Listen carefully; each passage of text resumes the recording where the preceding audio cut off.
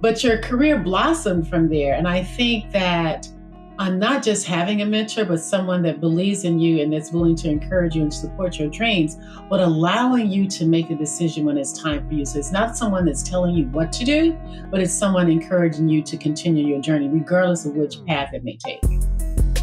Take control of your career and compensation right now. It's your 5-minute career hack. Hi, everyone, and welcome to a special series on career industries that we opted to share with you all as an extension of our podcast on the industry series.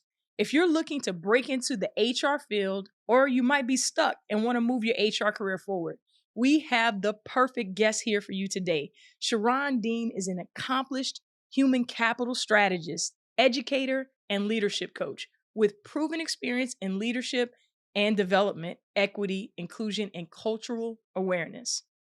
Some of the organizations she's worked with in the past include, as well as currently, the University of Maryland, Baltimore, Goodwill Industries International, American University, BBYO for Jewish Teens, WETA, District of Columbia Public Schools, UMBC Training Center, and Capital One.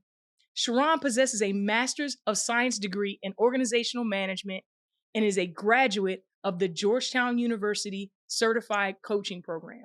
And most important to me, she's been a significant influencer, strategic champion, mentor, coach, and friend for close to 2 decades. I am blessed and grateful for her constant presence in my life, and I thank her for taking the time to share from her incredible, abundant cup of wisdom with our audience today.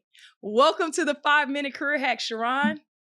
Thank you, Jamila. You make me sound way more important than I feel every day, but I truly appreciate it. And as I said before, you're definitely one of my favorite people. So let's get the conversation started. Excellent. I'm so happy that you're here today. And I know we're here to talk about HR. However, I would love for the audience to hear from you specifically, and then I might have a couple added comments. The importance of mentoring over your career, and ultimately that's how we met. So I'd love for the audience to hear from you just a little bit more about why you believe mentoring is such an important part. So thank you for asking that question. I think mentoring, and sometimes people get mentoring and coaching combined, and they're different. I think mentoring is about personal relationships. It's about relationship building, and it can be short term, it can be long term. And in the workplace, you can have a mentor inside your organization, and you can have one external. And while we met inside our organization, we worked for the same organization at the time, the relationship expanded outside of that. And I oftentimes tell this story. I was getting ready to do a leadership profile and professional development for women in the workplace in my new organization, a nonprofit. And I called you and said, and I told you what I was getting ready to do. And you said, when and how do I get there? You didn't ask any questions. You just showed up. And so someone said, well, she just came. I said, it's about the relationship. And I said, one day you're going to get on a plane for me too. So with that being said, mentoring, you don't necessarily have to have a design for it, but you have to have a strategy behind it. And early on when I met you and you asked me to be your mentor and I said yes, and you were talking about your career and where you wanted to take it, I indicated, can't do it here in New Orleans. You got to be willing to leave. And you listened, but more importantly, you made a decision when it was right for you to take a leap. You relocated yourself to, we don't need to disclose where, right?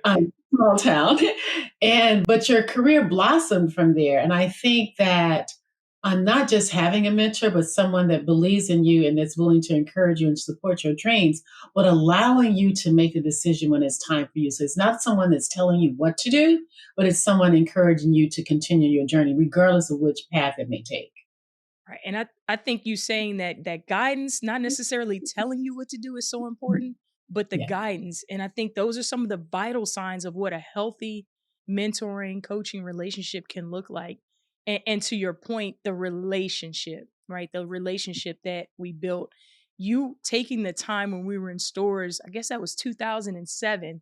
We're in stores and you took the time to see me first and foremost, but you paused and took time to talk with me and really get to know me in what was a chaotic environment, right? Yes. A very chaotic environment, and just trying to set the stage for the audience just a little bit to understand it wasn't conducive for a coaching or a mentoring conversation or to get to know someone. It was a high pressured situation, right? Mhm. Especially for Yeah. those of us that were in stores, but you still paused and took the time to spend with me and show interest in my development. And that was enough for me, at least from my perspective. That was enough for me to be like, okay, hey, would you be interested? Right. So I think if the audience is listening, my takeaway being a mentee in this situation was to ask, not be afraid to ask. And Right. Jamila, if I could just say, that's the key. You have to be willing to ask. And you did. We saw each other, and just so the audience will know, in a retail environment, and it's an active retail. It's not the store is closed or we're Right. going to lunch. It was literally in the middle of the day, in the middle of the floor. And your point is, I appreciate you saying that I saw you, but more importantly, you saw something in me that made you say, I'm going to go out on a limb and I'm going to ask. And the answer was yes. So you'll never know when what someone's going to say, and you'll never know until you ask. So they'll give you a fast yes or a slow no, but ask. And so you made your choice, and then you stayed with your design in terms of where you wanted to take your career. And I was just a catalyst for helping you get there. A huge catalyst and connector. Huge catalyst and connector because just a little bit more background. We were strategically, geographically located in the same place at that time. And so when I relocated, I ended up, somewhere else and you were still here. And you made a way to connect me with some people that I'm still friends with today. You Great. connected me with people that so I could have a soft landing Yeah. being dropped in the middle of nowhere, right? Yeah. And so that's what a good mentoring relationship looks like. Hey, I encourage you, hey, this is probably what you need to do, maybe some things to look at. And then once I made the decision, you cultivated an environment before I even showed up, right? So that I could connect with some people and start to have a bit of a sense of home away from home. And that meant a lot. A Thank you. tremendous, tremendous, tremendous. And so Thank you. that's the relationship, right? That's the Relationship. Coaching is relationship. more about knowledge, skill building, and and some mentors can be coaches. I think I can be both because I live in both of those spaces. However, the coaching, oftentimes when it's done within the workforce, Yeah. it's sponsored by your supervisor, someone there. And so in some cases, there's a direct link to getting you to the next level, professional development, skill development, and they're looking for an ROI. They're looking for some return on the investment based on them making that investment in you. And with the mentoring, it's more of, I'm here for you. I'm team mentee. And that's it. There's no dog in the fight for me. If you move to the next level, stay where you are, or just say, I'm out and I'm going to try something completely different. That's the benefit of having one versus the other. Right. So underscore the difference in the two audience that you can have one that is looking for some ROI and that's okay. And you need those Yeah. situations as well. Mhm. But then you can have one that's just solely there like a board of director for you personally, whether you move on or not, or just grow where you are. So I Yeah, think and that's an important designation. I love the term, and I've used it before, having your own personal board of directors. Yeah. And so that mentor can be there, and there'll be other people on that board, but they're all there for you, which is important. When you're building your career, it's very important. That's awesome. And I could literally talk about our story forever, right? And to your point, because of that investment, because you took the time to see me, yeah, there's probably, as long as I got breath in me, if you pick up the phone and call me, that I'm not coming or trying to figure out how to make it happen. So I appreciate that. I appreciate that. And that's how as a mentee I can pay it forward, whether it's specifically to Sharron or to others in the things that I've learned from you over the years. Pay it forward to I appreciate the compliment, I truly do. And I would add to that, pay it forward to someone else. Yeah. That's what's going to make me feel, that's what brings me joy, is when I see people stepping into their space and owning it and then paying it forward with someone else. Yeah, that's awesome. That's awesome. So I know the audience is here to learn how to break into the HR career and either if they're stuck, possibly even in their HR career. So before I ask the specific questions about career wise in HR for the audience, maybe tell us a little bit about the different types of roles that you've done in HR so the audience can get to know you a little bit better.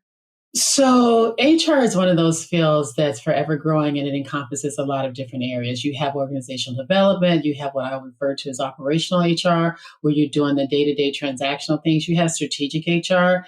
You can have learning and development. Back in the day, it was called training and development. Now it's framed under learning and development.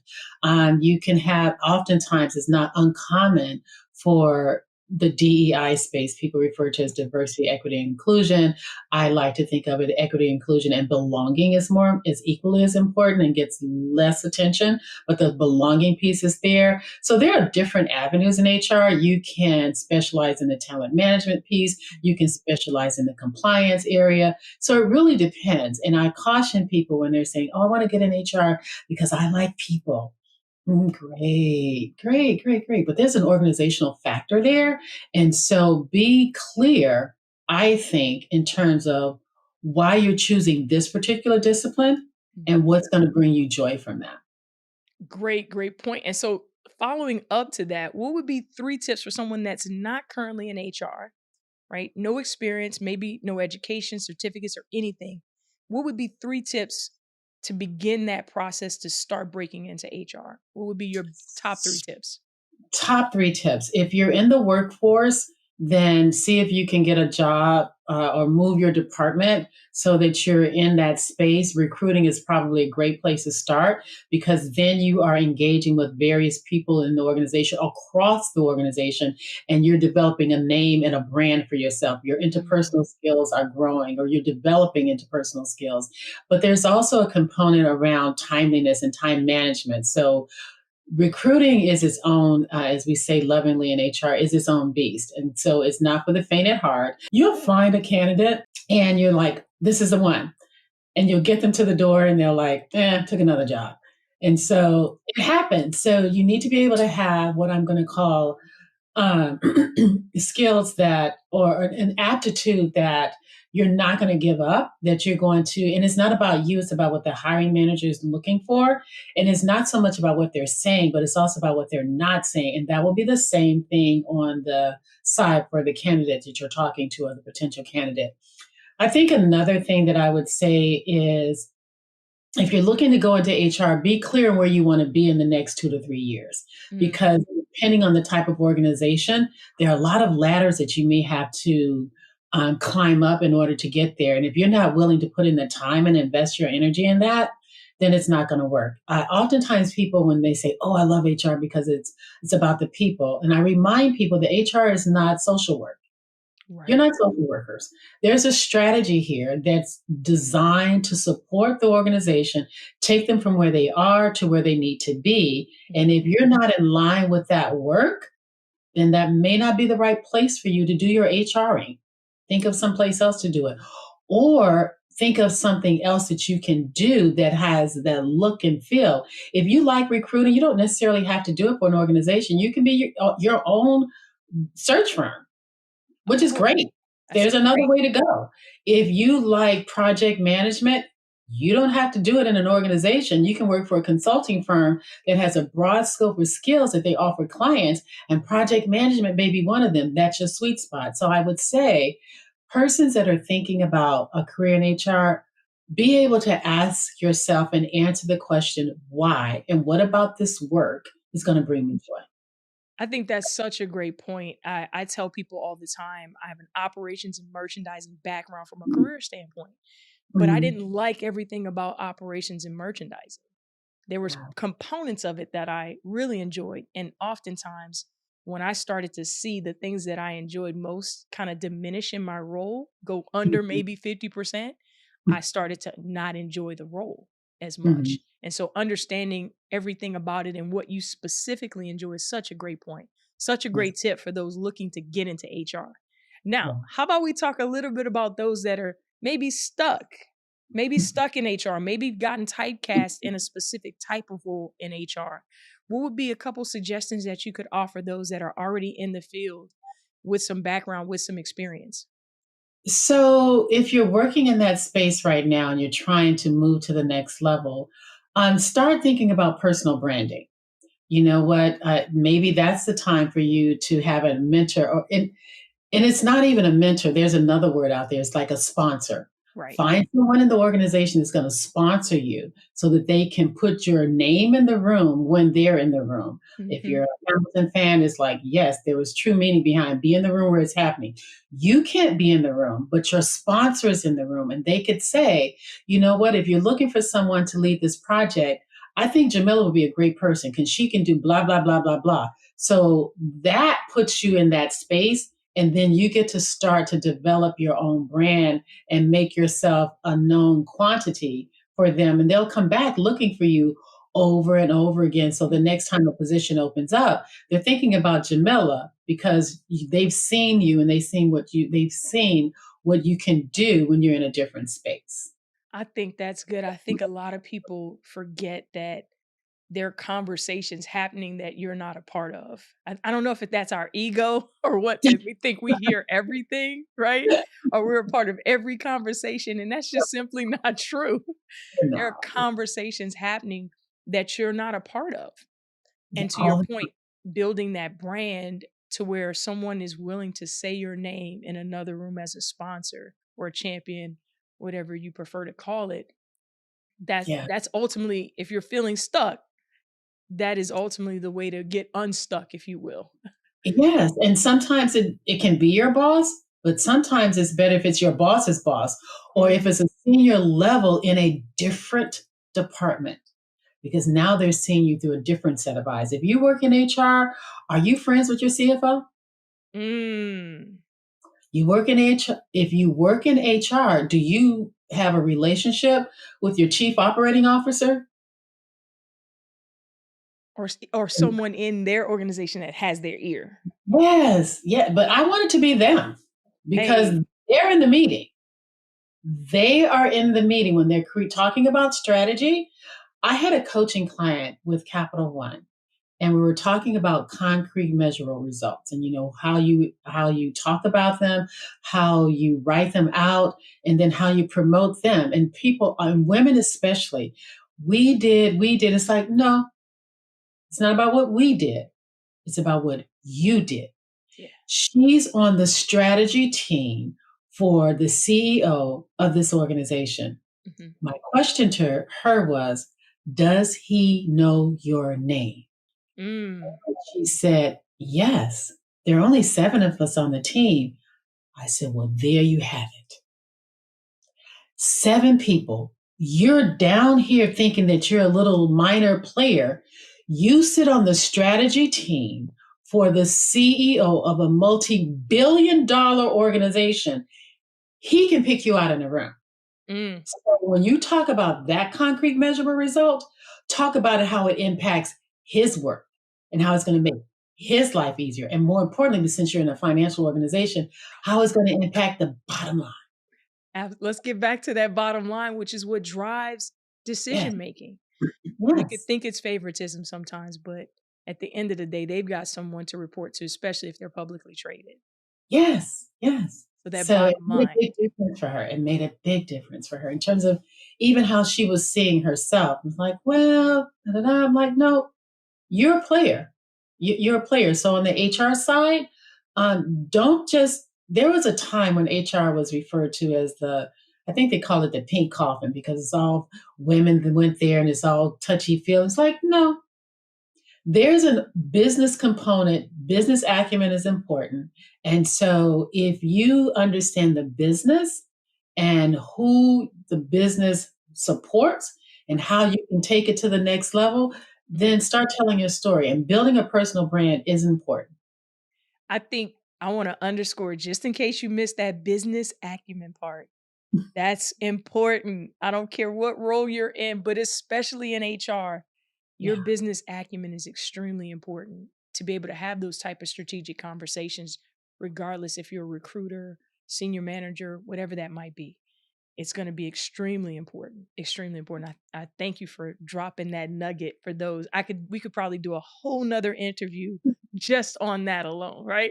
But we're going to keep it moving. We're going to keep it moving. My next question for you, because you've navigated, and correct me if I'm wrong, you've been coast to coast, north, south, east, west, right, in your career, I have. right? Yeah. So you've successfully navigated this profession for a Mhm. while.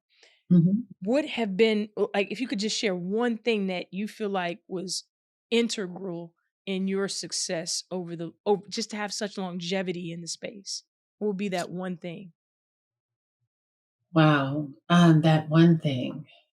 Hmm. that you look back on and you're like, that was important? Because I know what me having this conversation with you was that Mhm. one thing, that I one think that, conversation for me.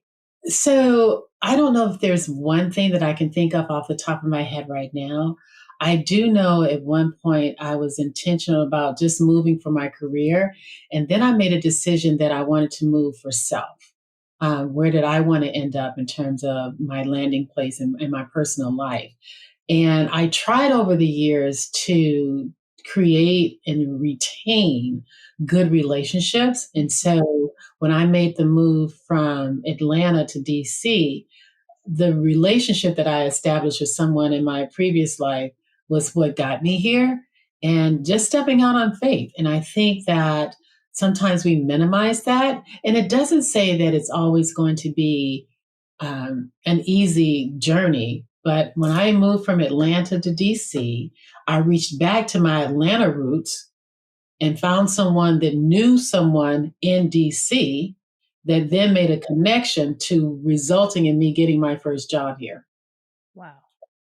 So I guess that one thing would be relationships. Relationships, the power of relationships, and ultimately why we are here, you know, Yeah, in different time zones, connecting and sharing with the audience today. Relationships. I think that is relationships. the perfect word Yeah. because you leverage those. And I'm so thankful that you taught me the power of relationships.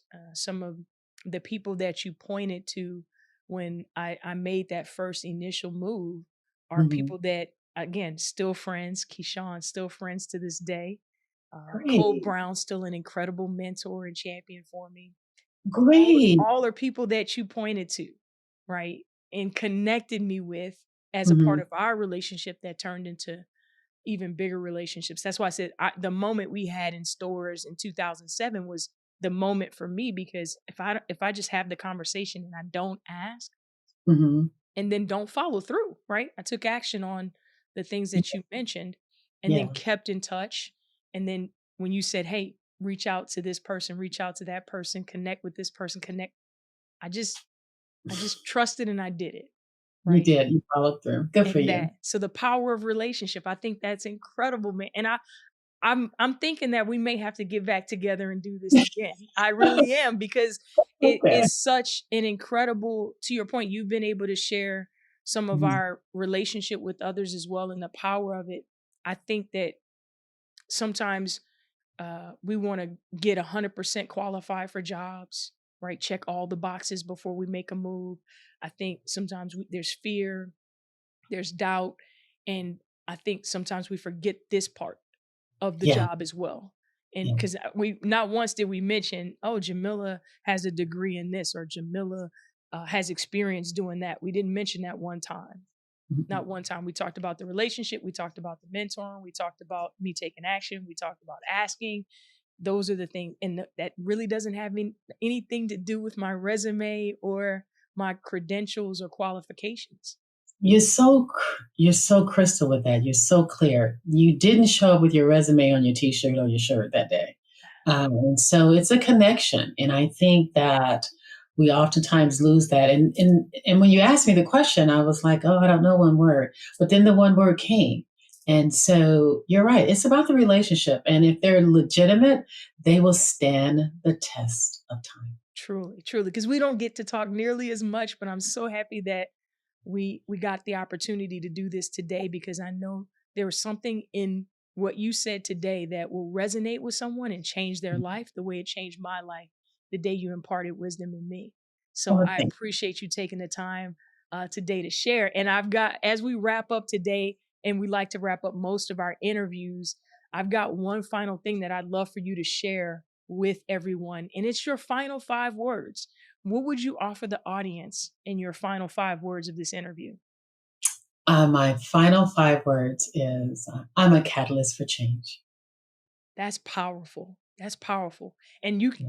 if you're listening, you can take that in a million different directions. But notice the key word for me was I. Right? It's affirmative. It's right now. It's actionable, not in the future. Like right now, it's present. So that was my keyword inside of your final 5 words. Well, thank you. Thank you so much. Excellent. Excellent. So I really appreciate you. Thank you so much, Sharron, for sharing so much. I'm so blessed that you saw me in stores back in 2007.